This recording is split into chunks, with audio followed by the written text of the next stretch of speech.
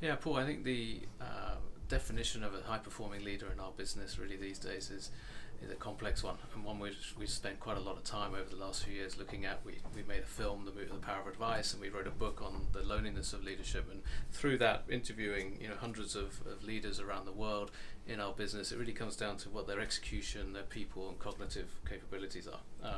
Execution skills is these are leaders who respect process, but they've also got a very clear independent thinking capability. They know their own mind, they value their gut instinct, and they bring a sense of urgency to what they're doing. And on the people side, these are guys who love to be surrounded by people. They're very good at mobilizing resources, getting people to follow a vision behind them, and bring people along on a journey with them. And on the cognitive side, they're big picture thinkers. They dream big, and they're restless. They're never satisfied with the status quo. They want to be going new places, doing new things, expanding, buying companies, etc. and so forth. So they're not ones to stand still.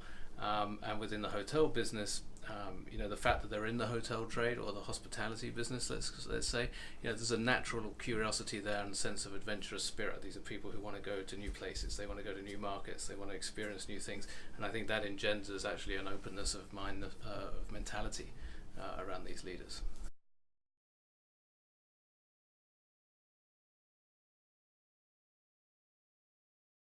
Yeah, it's always an interesting question. Is leadership, are you born with it, or do you learn it? I actually think you can be born with a desire to lead. That doesn't necessarily mean you're actually a born leader. Out of all the people we've spoken to over the years, every single CEO that we sat down with could identify a point in their childhood when they recognized that desire to lead, that desire to serve and to win big. But over time, leadership is something you hone. It's like a blade. You're constantly honing it, making it sharper. It's lots of little things. You can't go on a seminar for a day and suddenly learn leadership like that. This is something which takes practice, takes working on. It's an ongoing practice, frankly.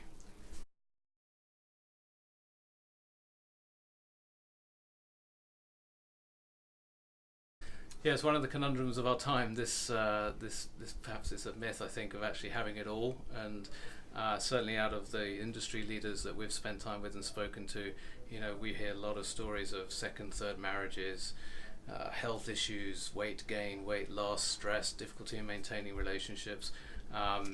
And while a lot of them have a very serious hobby on the side, so they're all they're either into their car racing or collecting or playing golf, or they do have an outlet, but this ability to keep both home life and professional life in balance, in perfect equilibrium at the same time, is actually a bit of a misnomer. And no one we spoke to at any rate could actually say, yes, I'm 100% content in both places at the same time. Always one is out of sync with the other. So, and I think, in terms of professional development for people coming up the ranks and through into the industry, I think it's important to recognize that, and to not kid yourself that there are certain sacrifices that are going to be needed to be made if you want to be at the pinnacle of this.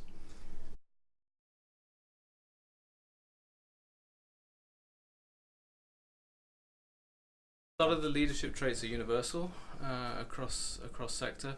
In terms of the hospitality sector, again, I think it's this love of travel and curiosity and wanting to go and explore, which then brings around this open-mindedness, and this desire to be around people. I mean, it's a very people-centric business, obviously, and the fact that in hospitality, your people are your greatest asset, that old adage, and so hospitality leaders are those who they're typically quite social animals.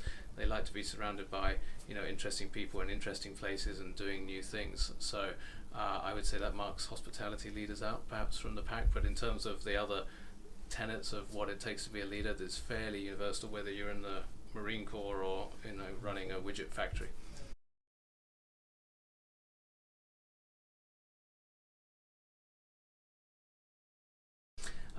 Yeah, I think that's a very good question. I think the challenge for leaders is to keep up with the speed of change, and that's particularly obviously around technology and innovation. If you look at the hospitality sector and the disruptors coming in, so how do we respond to Airbnb? How do we respond to the OTAs? These themes that have been current over the past few years. So it's always trying to keep on top of that and where you're pushing the business to next. And then also with new markets. I mean, you take China for example, and just the speed at which things happen there. Just keeping that you keep getting your head around that is quite a challenge at times. So I think it's that responsiveness rate and that ability to keep up and to be continually not getting left behind, just to stand still is takes a lot of energy. So I think those are the primary kind of concerns at the moment about leaders, is just how to keep pace.